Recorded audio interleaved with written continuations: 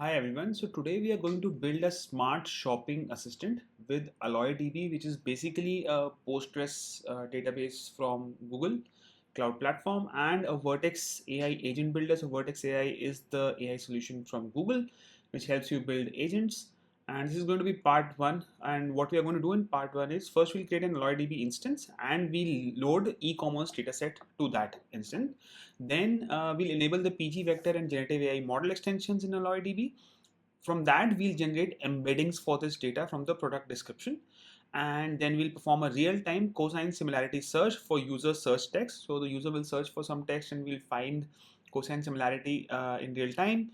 And we'll deploy this solution in a serverless cloud run functions, which is again one service from Google Cloud Platform, which helps you deploy your functions in a serverless environment. So AlloyDB will act as an analytics engine over here. So it will do three things.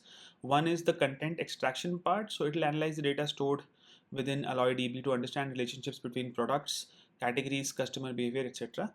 Then it will create embeddings, which are basically how we represent text in a mathematical form. And this will be done both for the data and for the user query. And then it will do a search. It will do a vector search. It will compare the query embedding to the data embeddings and find 25 most relevant answers for the user query. Gemini will validate it, and the responses will then be structured into a JSON, and all of this will basically run in a cloud run instance. And the conversational interaction with the user will happen through an agent, and this will be basically done in a follow-up video. So before we begin, we need a Google Cloud project. Please refer to the link in the description for this particular video and look at the 4:30 timestamp. This will help you set up the Google Cloud project and also get $300 free in credit, which you can actually use to cover all the expenses for all your testing, deployments, and learnings that you're doing over here. Okay, and we visit the console over here. And then we check whether we have the first project selected over here or not. So whenever you actually make your new Google Cloud project, you will be having a default project. Over here, this is my first project and I'm going to just use this. Then we need to activate the Cloud Shell. So we click on this, and whenever you actually activate it for the first time, it might take some time to come up over here. So wait for that. Click on continue. Now basically get our Cloud Shell over here, and we can see we are signed in with our account over here, and we have our project listed over here. So first we'll check for authentication. Type gcloud auth list. Authorize the Cloud Shell. Now we list our projects, gcloud config list project, and we can see that our project comes up. So this basically means that we are connected with the right account, we have the right project which is authorized over here, and it can be listed like this. Alright, so now we need to enable some APIs. So we'll write this command for that. So the first one is the API for AlloyDB, which is the fully managed PostgreSQL database from Google. And then you have compute.googleapis.com. This is the API for the Google Compute Engine GCE, which provides virtual machines on Google Cloud. Then you have the cloud resource manager.googleapis.com. This is the API used for managing cloud resources on Google, such as projects, folders, organizations, etc. Then you have service networking.googleapis.com. This is the API for setting up service networking on Google Cloud. Then you have Run. So this is the API for Google Cloud Run, and this is basically the serverless platform that we'll be using. Then we have API for Cloud Build. This is the fully managed CI/CD service from GCP. Then we have Cloud Functions, and this is the API for Google Cloud Functions. So this is the serverless execution environment where you can actually deploy all your code as Cloud Functions. It's something similar to Lambda on AWS. And finally, this is the API for Google's AI platform, which is basically providing you machine learning and AI services. So let's enable all of these. Alright, so we have enabled all these successfully now. So now we are going to create an AlloyDB cluster, and AlloyDB actually uses clusters to store all your data and logs, etc. And there will be a primary instance to access this data, and ultimately there will be tables inside this cluster which will actually hold all this data. So we can now create that cluster, the instance, and the table where the e-commerce dataset will be loaded. So let's search for AlloyDB over here. Click on that. Let's click create cluster. Let's follow the values from the examples. We'll write shopping cluster over here. Let's put the password as AlloyDB. Let's keep this as Postgres 15 compatible. Let's use US Central 1 for the location. Let's use default for networking. So let's click on setup connection. using automatically allocated IP range. Click on create connection. So let's change our instance ID, shopping instance. We'll leave everything else the same and click on create cluster. This will take around 10 minutes, and once this is done, we should see a confirmation screen. Okay, and this is the confirmation screen that tells us that the cluster is now ready. Remember to actually turn these instances off at the end because these can lead to a lot of charges otherwise. Now let's add the data. So head to AlloyDB Studio over here. So we'll need to wait for the instance to be ready. Okay, so now the instance is ready. It actually did take close to 10 minutes over here, as you can see. So let's refresh this once. So now you'll select your database as Postgres, user as Postgres, and password as AlloyDB, and click on authenticate. So this is going to sign in to the AlloyDB Studio. And now we're inside the studio, so you have editor windows which you can keep on adding over here, and you have the Explorer over here. For now, we'll actually keep one editor window open. So now we are going to use the extensions PG Vector and Google ML integration. So the PG Vector extensions will be used for all the embeddings that we want to do and to search the vector embeddings. The ML integration will provide us access to Vertex AI for getting predictions into SQL. So we run these two statements to create these extensions. Click on run. Now we can check what extensions have been enabled on our database, and we can see that we have the vector extension over here and the Google ML integration over here. We can comment this out by pressing command /, and now we create the table, and the table will be an apparels table with the ID, a category and a subcategory, a URI, an image, the content and product description, and an embedding. Let's run this. You can see that the table comes up over here, and you can actually check out this table, apparels table, 8 columns, and we have all this over here. Alright, so now we are going to basically insert some data into this table. So let's copy some insert statements. So we'll open this file and we'll copy the first 20 insert statements. Okay, and let's paste this over here. Let me actually open a new editor window for this. Okay, so I have these over here, and then I'll click run, and I've executed this, and you can actually check it out by going to the apparels table and clicking on query, and you get this over here, and then you can actually run this over here, and you see that you have inserted these 20 rows into this table. And so now we want to do two more things. One is we need to grant the execute permission on function embedding to Postgres. So we'll run that over here. And we want to grant user role of Vertex AI to AlloyDB service account. So for that we'll need the Cloud Shell. I think it's already open over here. So let's expand this. We need to reconnect, and we paste this command, authorize the Cloud Shell again. So this is basically granting a permission. The permission is to execute a function called embedding to Postgres. Embedding is the function to compute embeddings, and this is being granted to Postgres. And this here allows the AlloyDB service account to act as a user for Vertex AI. Alright, so let's come back to the AlloyDB instance page, and now what we'll do is we'll create an embedding. To do that, first of all, we'll update our table with the product description, which we'll create from these fields: category, subcategory, content, and URI. So we can put a statement which combines all these into product description, so that we have this for all the different products, right? And you can actually modify this any way you want, and this is needed because we want all the context that is needed to create the embedding in one single field. So let's do that now. Let's close these extra editors first, and we can actually just have a new editor over here, and we can paste this particular statement over here. So what we're doing is we are updating the apparels table, and we are setting the product description as a concatenation of all the different fields that we want in the description. So we'll say the product category is category, and the subcategory is subcategory. The description of the product is as follows, which is the content, and the product image is stored at this particular URI. So this will be done for all the IDs, and let's run this now. Okay, so we've already done this, and you can actually check it again by querying the table and running it over here. And if you go over here, you can actually see this particular product description is now populated. Now we are going to create embeddings for this context represented by the product description. And why we do that is because an embedding system converts this into a series of floating point numbers, and this represents the text very closely, no matter how the text might be worded, what language it might be using. So for example, on the water and beach front are different texts, but in that embedding system, the text will actually be represented by numbers, which will be very close to each other in a sense, so that we can easily compare them. We'll create this embedding and add it to the field called embedding in the table over here. And there are many models that we can use for embedding this text, but we're going to be using text embedding 004 from Vertex AI, and we'll be sure to use this same model throughout the project. All right, so let's copy the embedding code over here. We're going to update apparels, and we're going to set embedding is equal to embedding, and we'll provide the embedding that we want to use over here and the field that we want to embed. And we're going to run this now. I'm sorry, we run the whole thing. And we run this, and again we can check the apparels table by querying it.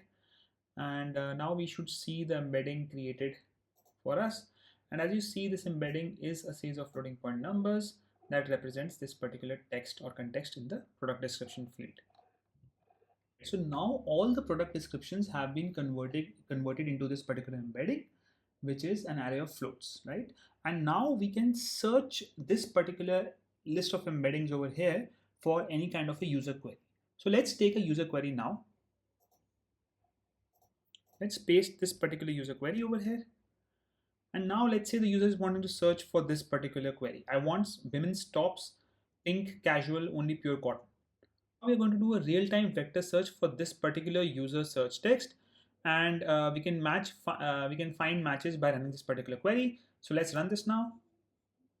Okay, and now we find the result for this in several rows. So ID number 3, 4, 7, 17, and 12. So what we're doing over here is that we're basically converting the user query into an embedding, right? And then we are converting that into a vector so that it basically matches what is already stored in our embedding field, and then we are comparing them using cosine similarity. So this field represents cosine similarity, and based on that we are basically ordering it by the closest to the query, and we're limiting the result to 5 outputs right now. So we have 3, 4, 7, 17, and 12, and the closest one is this particular one. And as you see that the request was for women's tops, so this is that. And then pink, casual, only pure cotton, and it says, you know, it's casual, pink. Okay, now we'll use generative AI models to validate if these potential responses are truly relevant and safe to share with the user. So first we'll ensure that the instance is set up for Gemini. Let's check if the Google ML integration is already available for us. So it says it's on. So in case this does not show on, you can actually go to your primary instance by clicking on AlloyDB over here. You click on edit instance over here. Scroll down to advanced options and go to flags. Click add database flag, add this flag over here, and set the value to on. Now we'll make a connection from AlloyDB to Gemini 1.5 model, and for that we need to run a statement, and we can run it in this editor window over here. Let's copy this statement over here and change our project ID. So my project ID is available over here, and I'll use this. And now let's click run. So the statement has already run successfully, and what this does is that it basically connects Gemini 1.5 based on this request URL over here to our AlloyDB instance. Now we can check for the models that have been configured by running this command, and we see that Gemini 1.5 is available over here. Now we need to grant permissions for the database users to actually execute ML predict now function to run predictions via the Google Vertex AI models. For that we are going to run this command. This is granting the execute privilege for the function ML predict now to postgres. So let's run this, and this has run successfully. And now we have everything set up to actually take in the user query, get the topmost matches, and then validate them using Gemini. And we'll do that through a large SQL query, and let's understand that SQL query in parts. So this is the first query where we are basically taking in the user query over here and then getting the top 5 matches, and we are creating a new column called literature, which is ID dash product description, and the product description as content, and the user query. Now we'll ask Gemini to compare the user text, which is the user query, to the content for these top 5 matches, and then return to us whether these match or not, what is the percentage match between them, and then what is the difference between the query from the user and the content in these top 5 matches. So this is a kind of a validation that we will do, and for this we will actually use a complicated query. So the predict row function basically returns its result in a JSON format, and this particular code over here is going to break it out and extract the actual text from that JSON.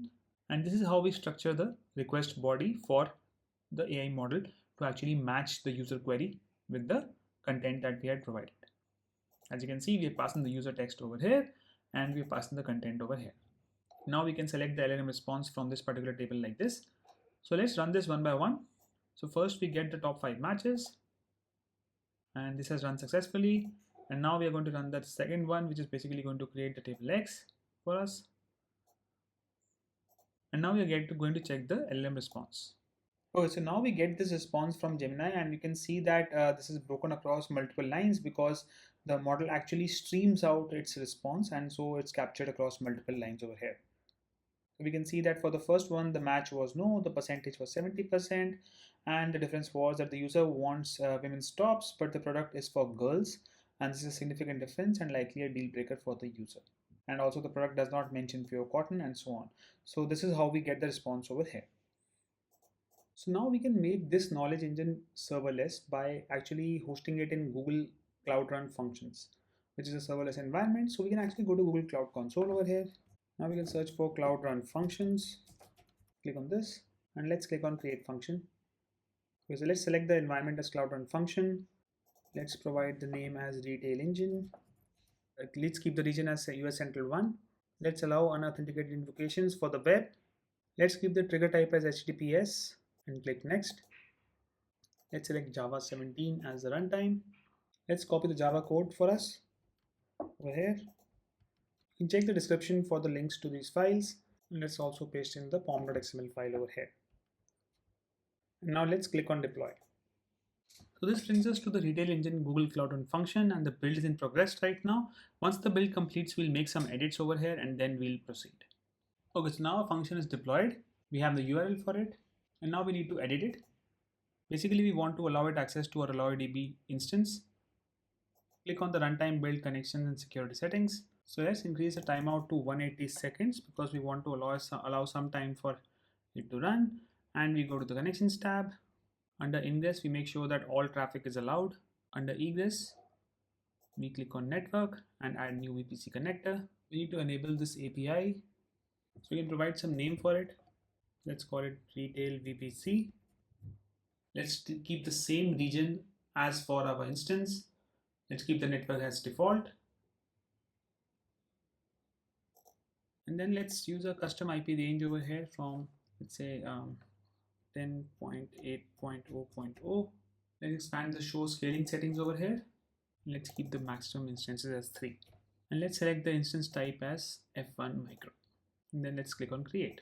So now we see this connector comes under the egress settings, and we can just select this, and then we'll route all traffic through this VPC connector. So let's wait for this to complete. Okay, so now let's click on next and let's click on deploy.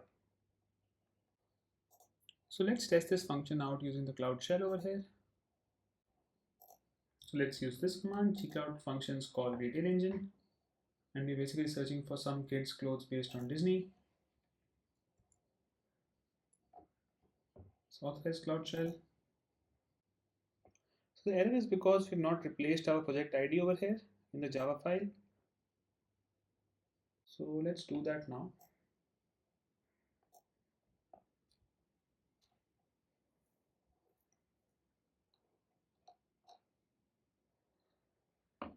And we have the same password and username that was there in the example, so we don't need to change this.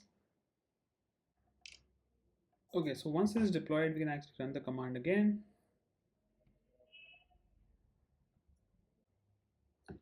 And we get the response like so. Let's click one of the images, and this is the image that we have basically got. There's Disney jeans fun and the fair. So that's all for this particular video. Thank you for watching, and please do like and subscribe if you liked the video.